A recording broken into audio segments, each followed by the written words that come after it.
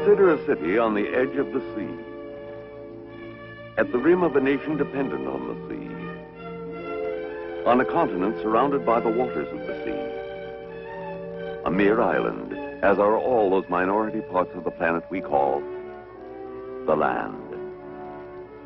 From here, at nation's end, see the unending sea as a kind of symbolic road to distant responsibilities, distant friends and enemies, resources we must have to survive, let alone prosper. Consider the shore as somewhat more than just a beach, for it is, in fact, a dividing line for the two parts of the earth, the only place in all the universe so divided for all we know to date. Talk no more of 7 seas, but of one sea, indivisible, this single sea that rings the planet, that covers our world from northern ice to southern ice. The single sea, covering untold empires of mountain and canyon, of plain and desert.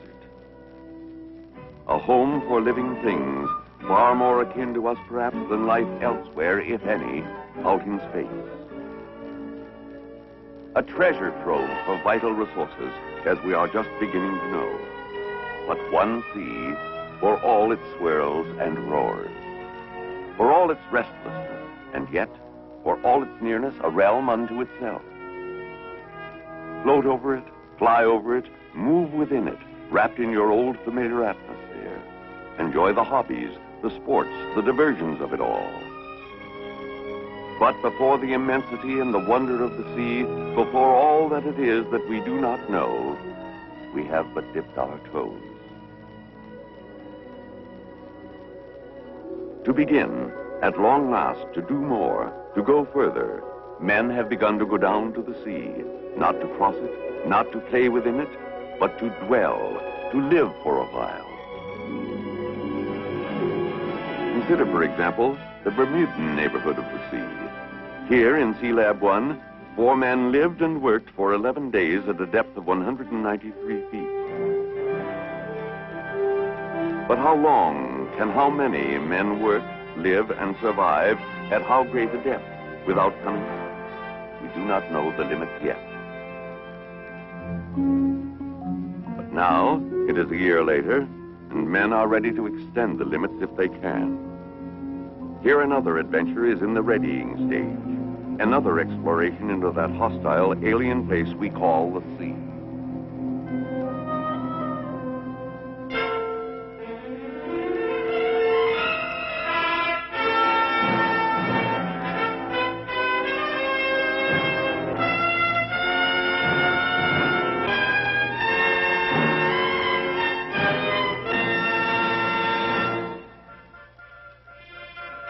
Here, within the sovereign waters of our America, the political frontier is but 3 miles from the shore. But the intellectual frontier is only a few feet below the waves. For we know so little about so much of our planet, which is the sea. This unknown empire that begins before our very eyes on every shore.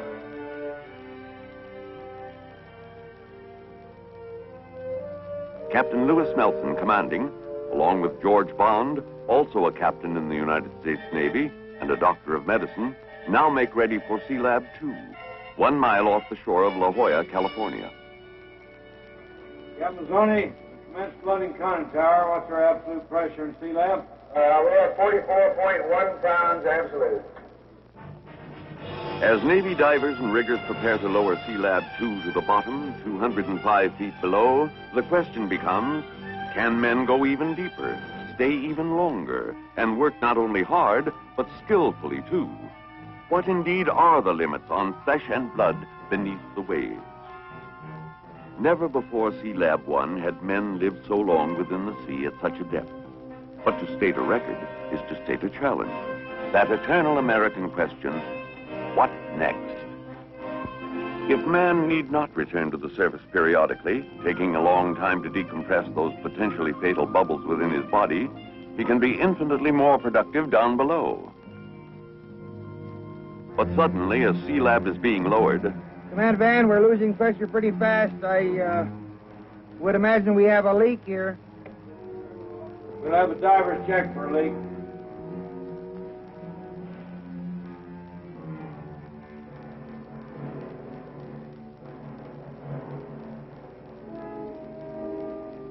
This was an unconventional kind of leak where the helium atmosphere inside the SeaLab was being forced by its own pressure to escape.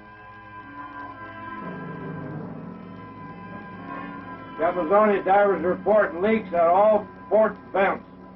Are we still losing gas rapidly? We're losing gas fairly rapidly. I think we could probably stay ahead. Very well. Diving station, let's continue to lower away. We can't stop. I repeat, we can't stop at 60 foot for check. We're losing gas. We have only 8,000 cubic feet of helium to get to the bottom. We must continue to lower away. It became a race. Get SeaLab to the bottom right now, where the approximately equal pressures would keep the water out, the vital gases in. And so, 205 feet down, Capizoni, SeaLab on the bottom. The pressure is holding at about 102 pounds. Absolute. Very well. the personnel transfer capsule, or PTC, goes down first. In case anything goes wrong in the SeaLab capsule, the PTC, kept at the same pressure as the SeaLab itself, will be the one refuge for the men. It will also be their elevator for the ride back to the surface when their stay is over, 15 days later. 2 other 10-man teams will follow this one, each to remain 15 days, excepting Scott Carpenter, however. The astronaut, who is to become an aquanaut, will remain below 30 consecutive days. Among the 10 men are a doctor, an engineer, and 2 oceanographers. Master Diver Price and Captain Walter Mazzoni, in charge of physiological and atmospheric control, witness the departure. The first team is to get the SeaLab habitat operating, to explore the sea around it, to study marine life and the flow and temperature of the water, and to be in themselves human experiments in the physiology of man as he exists and labors within the sea. Down here, you can pay stiff prices for what would be small mistakes on the land or near the surface. While Wilbur Eaton rigged a lifeline to a SeaLab, Commander Scott Carpenter, the team leader, enters through an open interface of water, held at bay by the equal pressures within the capsule. Diving station, aquanauts Carpenter and Eaton have entered SeaLab II. Aye, Command Van. The second aquanauts are getting dressed and will be ready in about 5 minutes. And so, toward the end of August, the 45-day SeaLab II experiment begins. The men go down into an opaque and murky bit of the ocean, far more typical of the ocean as a whole than those crystalline, technicolored deep soft Bermuda. Down they go, accompanied always, never alone. In deep-sea diving, you owe your life, sooner or later, to the buddy system. Inside SeaLab, you begin your life as an alien to this realm by breathing an atmosphere of 80% helium, 16% nitrogen, and only 4% oxygen. For ordinary air would be a deadly gas mixture at these pressures of 100 pounds per square inch, 7 times those of sea level. It is almost as if you were on another planet, though you are within the territorial waters of the United States. Aquanaut Carpenter exchanges greetings with astronaut Gordon Cooper, orbiting the Earth in Gemini 5. History's first chat between the bottom of the sea and outer space. Hello, SeaLab. Good, how you doing, Scott? How's the airplane down there? I got you, Guido.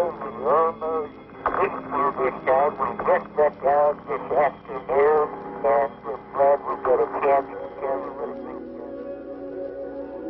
Imagine now the routine of 45 days beneath the sea, exploring the cold depths where water temperatures range between 48 and 52 degrees, setting out lines to the underwater weather station, mapping the sea bottom, even taking a census of the fish, a kind of sample inventory of a future food supply for the proliferating human race. This offshore region of the ocean is known as the continental shelf, which hugs all the continents, an explorable realm 3 times the size of the United States for seafood and minerals.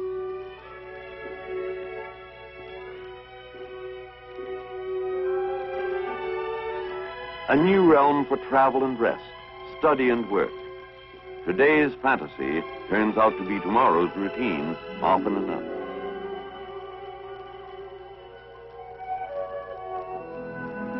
Already, if you take the fisheye view, the interlopers are making themselves at home. What is physiological normalcy at 7 times the pressure of the land, breathing a strange gas mixture day after day? Dr. Sonnenberg, medico in residence, attending. Topside, Captains Bond and Mazzoni decide to have a look-see at their charges 205 feet down. Since they will be down only a short time, they will get off easy on the decompressing, stopping every few feet on the way back up in the diving bell. A very cold 73 minutes coming up for the scant 13 minutes they are allowed on the bottom. It turns out that Captains Bond and Mazzoni intend to witness the re-enlistment swearing-in ceremony of aquanaut Kaufman, proving that officers will sink to any depths to hold on to a good man. If you are a marine biologist, can you imagine a more ideal aquarium than the sea itself, to which you, too, at least for a while, belong?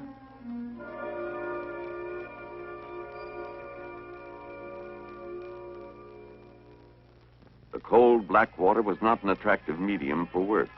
But in their early forays, the aquanauts managed to install the underwater weather station, a permanent emplacement. And so, from the shifting sands of the bottomland, from the force and direction of the internal waves, the sea will yield, in good time and bit by bit, a few of its mysteries.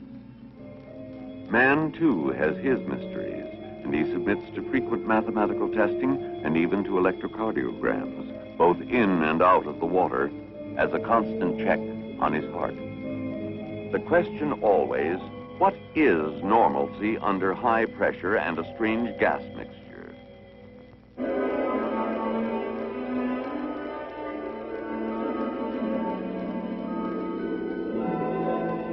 Food, supplies, mail, and newspapers come to you via United States Navy pressure pot, an exclusive service others may imitate, but never quite duplicate.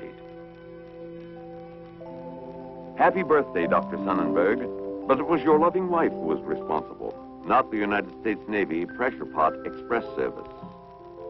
Anyhow, you can't strike a match in a helium atmosphere. There just isn't enough oxygen to make it burn. A good place to kick the smoking habit. Whenever you exit for a look-see, bear in mind the SeaLab habitat is your compulsory home. You cannot just rise to the surface, emergency or not. Rapid decompression would kill you. You must take care not to get lost in the dark waters.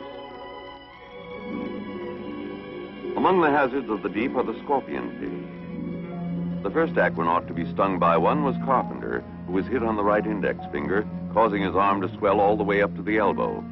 The pain was sharp and intense, but no matter how serious the wound, even if it were potentially fatal, you do not return to the surface. You are now an inhabitant of the sea until you decompress for 30 hours or more. Under Dr. Bond's topside instructions, Dr. Sonnenberg treated the wound, aided by special drugs stocked right in the SeaLab.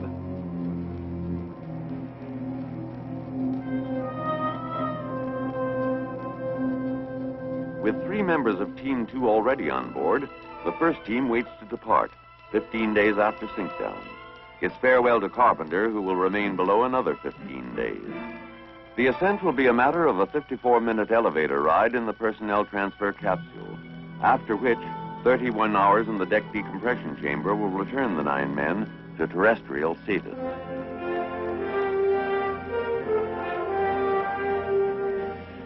You keep in touch with Topside by electrowriter, and Topside keeps an eye on you, Big Brother-like, with its one-way television monitor, while the rest of Team 2 makes its way down what one of them called the longest 200 feet in the world.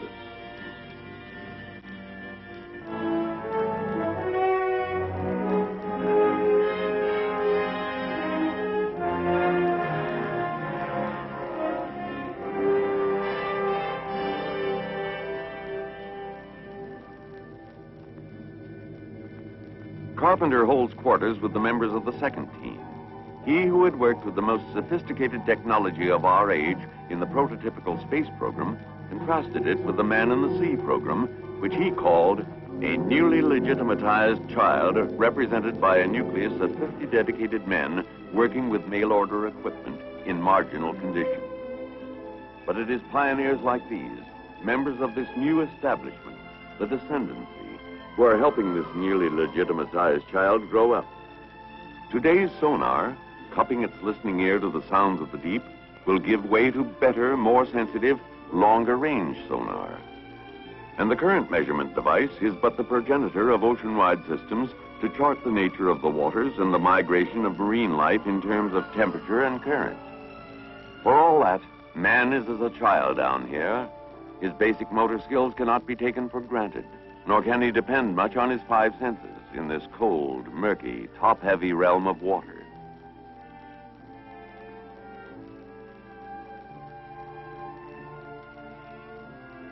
You develop a certain gladness to be home again. Home, sweet helium breathing, crowded, celibate, teetotaling home, with its constant tests and measurements and checks. Relieved now and then by Papa Topside's folk symphony.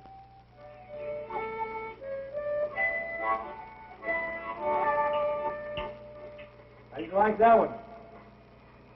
Oh, it was very difficult. The SeaLab's own symphony comes complete with the curious sound that breathing helium imparts to the human voice.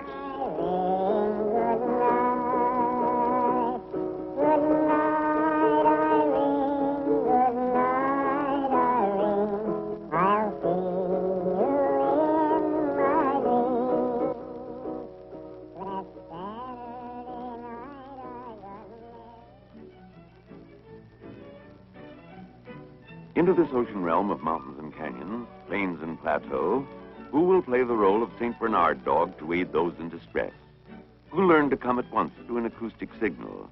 Who learned to carry mail and a lifeline to a diver pretending to be lost? Who visited the aquanauts during their bottomland forays? Who but Tuffy the porpoise, first of the trained breed who may become man's best friend within the sea?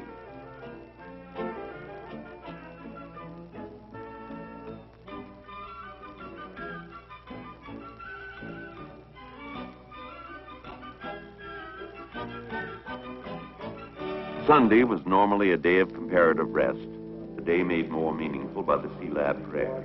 Safeguarding care in all the many hours of their life under the sea. Give unusual wisdom to each of us topside who might somehow control their work and safety as they perform their duties below. And when their work and thy will together be done, grant us all a safe and worthy respite from our labors for a time to come.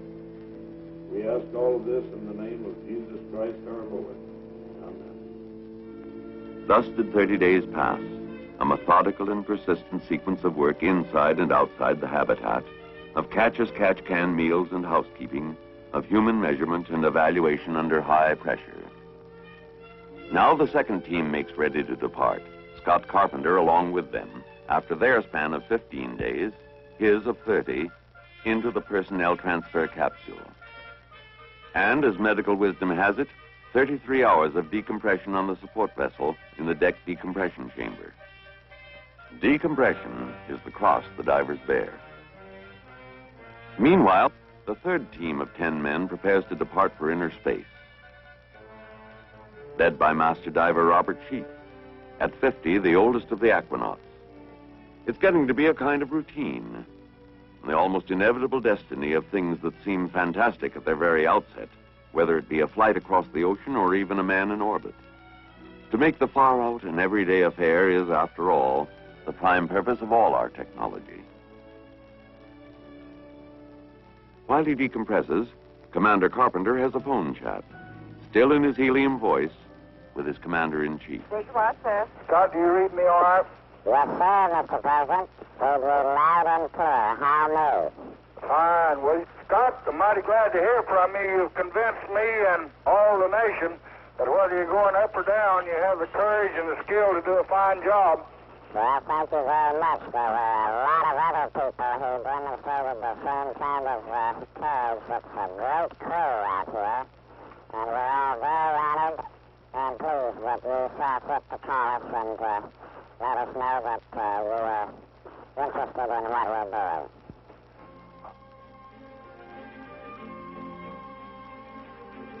Then comes that happy moment when you become, except for your memories, like other men again, breathing in the natural atmosphere of Mother Earth.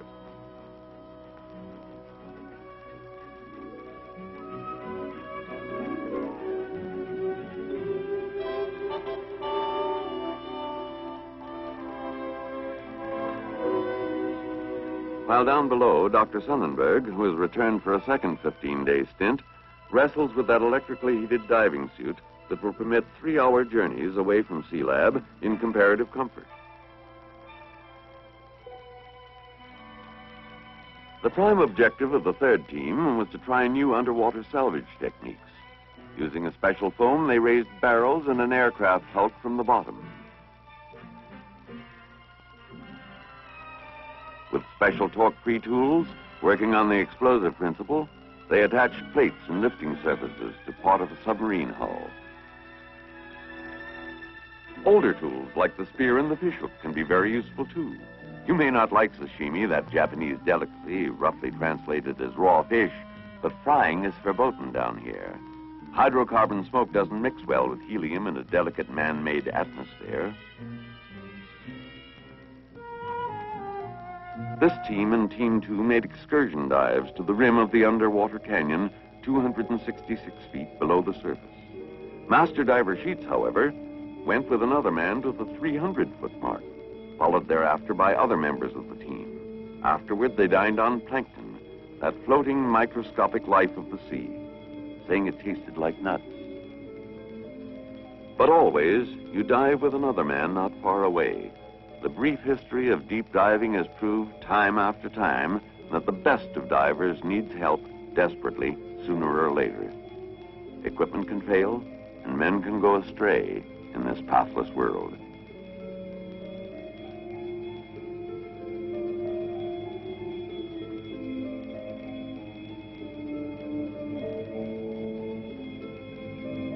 In the murk of the seafloor, you see a hint of the future. Mining by bottom coring, a miniaturized sample of what one day may be gigantic machines gathering minerals from the bottomland.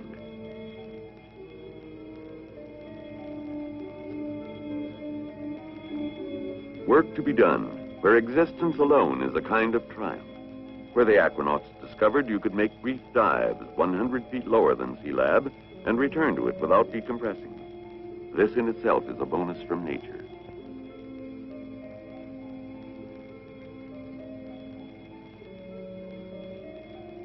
"45 days have passed since the first 10 men came to live here, and now the time has come for anchors away, for men and hardware too.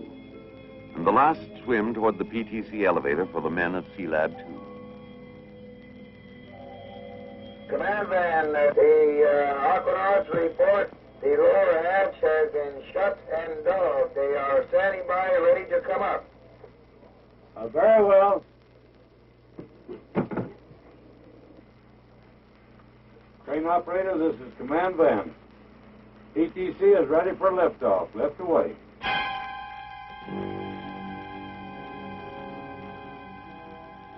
A crucial moment as the personnel transfer capsule breaks water.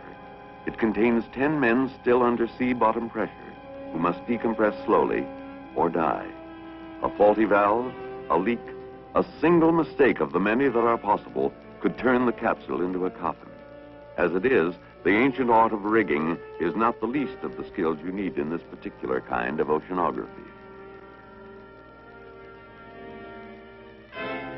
The mating of the personnel transfer capsule with the deck decompression chamber. Now begins the long wait. Decompression from 100 pounds per square inch to 14 7/10 pounds per square inch. From 205 feet below to sea level. But at the 28-foot mark, almost home, trouble, bad trouble. Okay, Bob, we got the report on your possible hit. Would you like to give me a rundown on it, please? Yes, Captain. I have a pretty deep-seated pain in my right leg. It started about an hour ago. It started at the right knee and has now progressed up to my hip. And pain is increasing in intensity. I thought I'd better report this as possible. Yeah. Okay, wait one. Let me check here, Ralph. I think we better hold at 26 feet.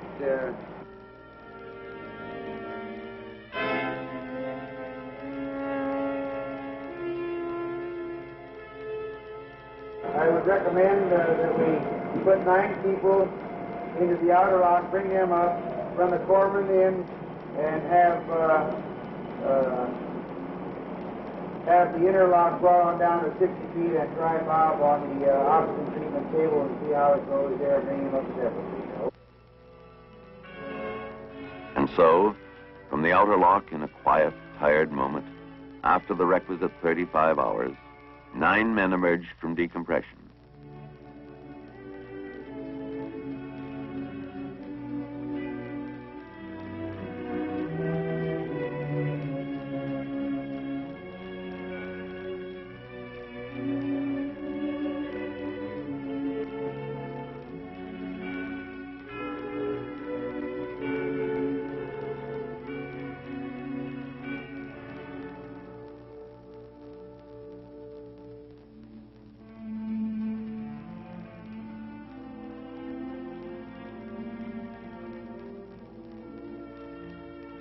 It was not until more than 12 hours later that Bob Sheets emerged, free of pain and in good shape.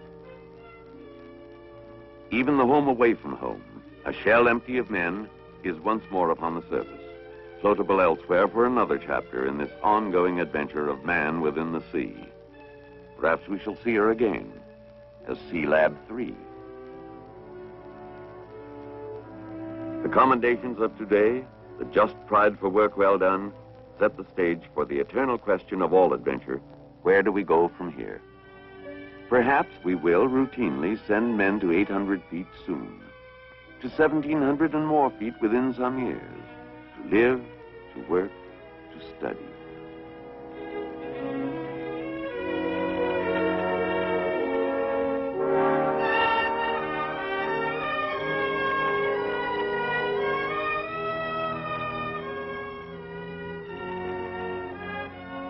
A new world. Man looks to distant planets to plant his flag across the great bourne of lonely space, while at his very doorstep, an unmeasured universe abides.